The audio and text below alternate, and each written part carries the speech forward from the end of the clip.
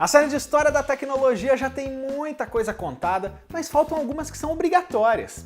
E chegou a hora de mais uma delas, a Apple, a querida maçã, que lança ou populariza tendências e tem uma trajetória menos estável do que você imagina.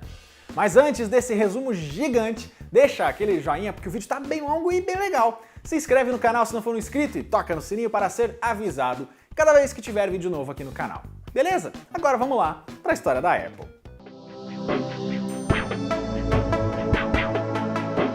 Primeiro, a gente precisa falar rapidinho sobre a dupla de cofundadores. Você sabe quem são? O Steve Jobs e o Steve Wozniak.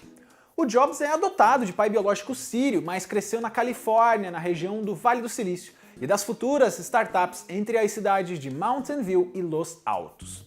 Logo criança, o jovem desenvolveu duas paixões, literatura e eletrônica, com um estilo de vida meio hippie, seguindo as modas da época e já bem minimalista. Mas nesse momento, minimalista porque ele não tinha dinheiro mesmo. Ele chegou até a começar uma faculdade no Reed College, mas largou depois de alguns meses. E um estágio de verão na HP foi o seu primeiro contato com a indústria da tecnologia. Aí, em 1971, ele foi apresentado por um amigo em comum ao xará mais velho, filho de um engenheiro e aluno de Berkeley, expulso da primeira faculdade por hackear computadores. O Wozniak, o Woz, era fanático por eletrônica e queria desenvolver um projeto próprio. Ele tinha 21 anos, o Jobs tinha 16. Mas antes do sonho, veio uma malandragem. Só a partir de um artigo de uma revista, o Woz construiu uma Blue Box, que é tipo um telefone pirata para chamadas de longas distâncias sem custo. O Jobs era o cara do marketing desde o começo e chegou a vender algumas unidades para conhecidos. A dupla viu aí então que trabalhava bem junta, se completava e logo viria um projeto mais sério. E aí a gente viu também o desenvolvimento da personalidade dos dois. Quando trabalhava na Atari, em 1973, o Jobs pediu ajuda para o amigo para criar uma placa de circuitos para o clássico Breakout, já que ele não fazia ideia de como fazer isso. O Woz não só fez o trabalho, como melhorou seu design, ajudando indiretamente a Atari. O problema? O Jobs não dividiu o pagamento igualmente e escondeu um bônus do futuro sócio, porque estava meio apertado de grana na época. Os dois se perdoaram e o jogo seguiu. Em 74, o Jobs volta de uma viagem cheia de experiências na Índia e começa uma de suas várias dietas só à base de frutas. Ele inclusive passa a visitar com frequência a fazenda de maçãs de um conhecido, e daí começa a preferência por esse tipo de fruta. No ano seguinte, ele e o Woz começam a frequentar o Homebrew Computer Club, um grupo de apaixonados por computação. Naquela época, gostar de computadores significava tanto curtir aqueles mainframes imensos, que ocupavam salas inteiras de laboratórios, quanto os kits de montar o próprio dispositivo básico em casa, o que exigia muito conhecimento técnico. E essa segunda foi a oportunidade da dupla de colocar em prática o sonho do Woz de fazer um equipamento só seu. Usando peças descartadas e compradas na região, nascia aí o Apple I. Quem hoje vê o Apple I mal reconhece aonde aquilo é um computador. Na verdade, ele é mais uma placa, com processador, memória e conectores, vendida sem um gabinete monitor ou então periféricos. Para usar com segurança, o melhor era mesmo uma caixinha de madeira, e esse modelo ainda tinha a vantagem de funcionar em uma TV tradicional. A simplicidade e funcionalidade conquistou a galera do clube, e o Jobs fechou o primeiro contrato da Apple com a loja de um dos frequentadores, 50 unidades.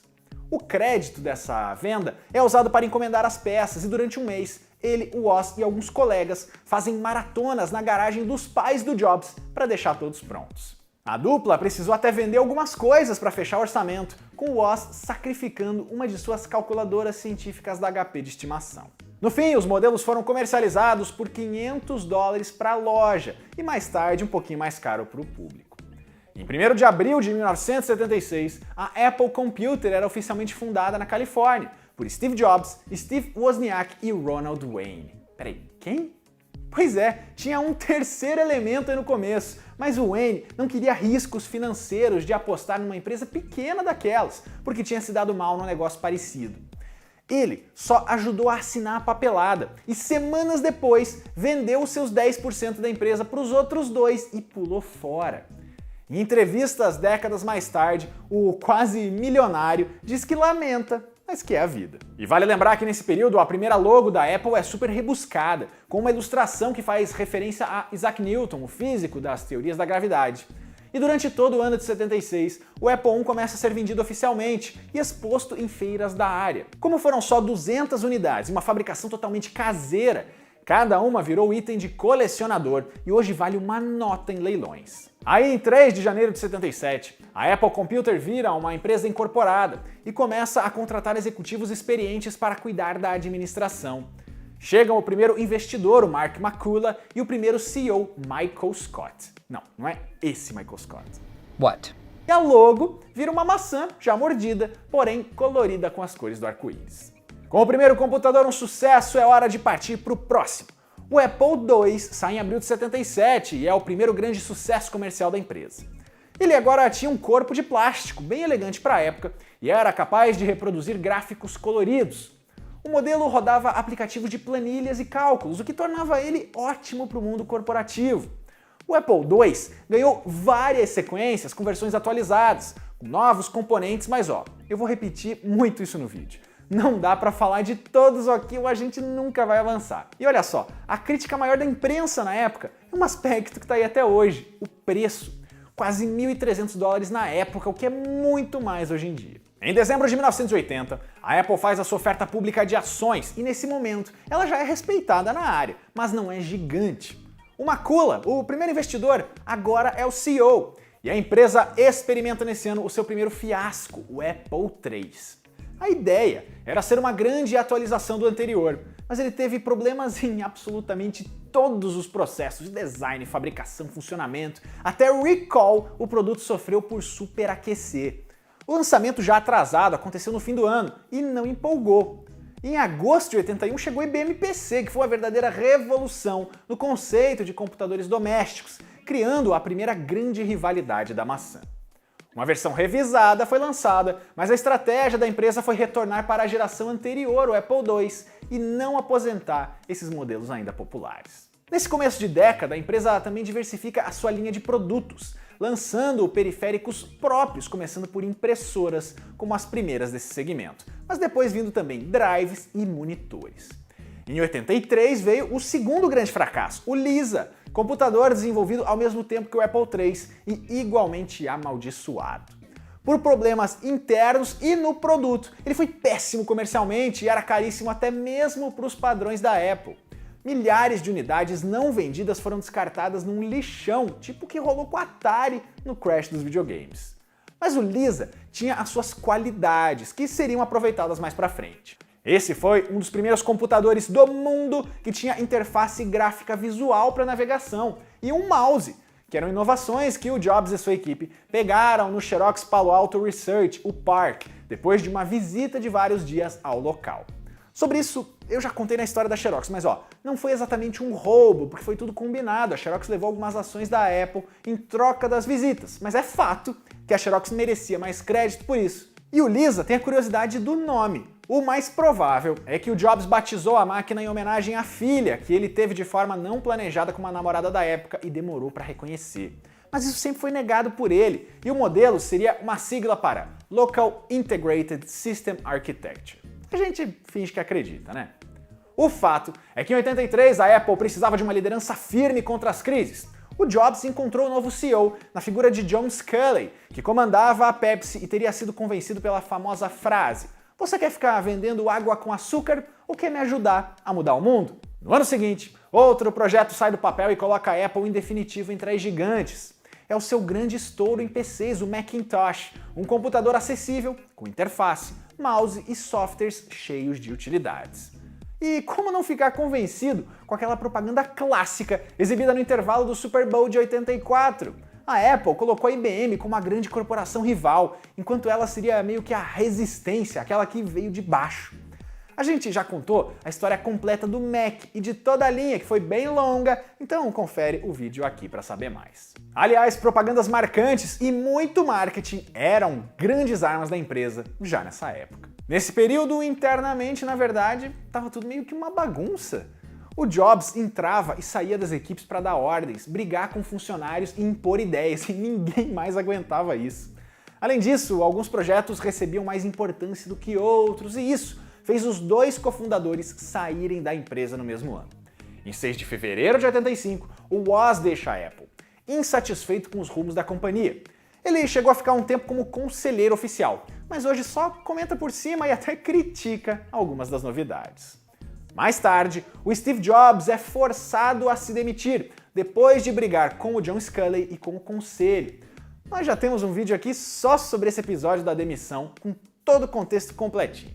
E olha que bonito, quando as histórias vão assim, sabe, se completando, se ligando. E a gente aqui não vai endeusar a figura do Jobs também não, viu? Mas é fato que depois da saída dele, a empresa perdeu a mão em algumas coisas.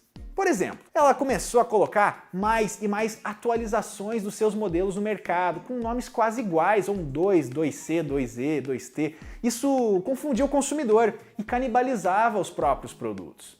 Fora os vários Apple II, com os Macs também foram um atrás do outro. Ela não acertava a mão nem quando queria inovar um pouco, como foi com o Macintosh Portable em 89. Aliás, outro nome importante que a gente precisa citar aqui é o de Jean-Louis Gasset, que não foi CEO da Apple, mas meio que herdou o cargo do Jobs na equipe do Mac e ficou por anos coordenando o desenvolvimento de produtos.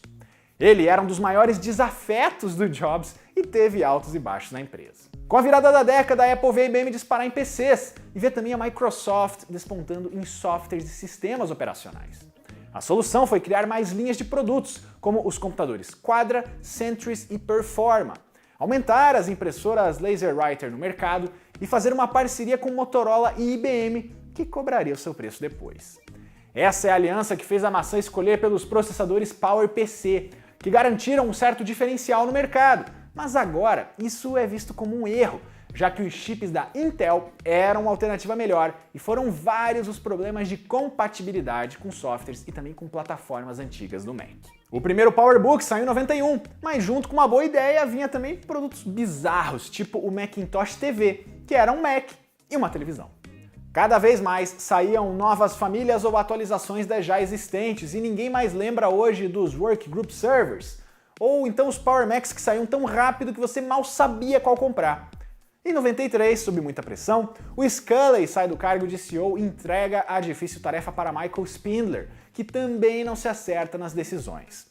Nesse período, reza a lenda que a Apple chegou a entrar em negociações para ser comprada por uma pechincha pela rival IBM. Ela também teria ficado muito perto de ser adquirida pela Sun Microsystems, que era uma gigante.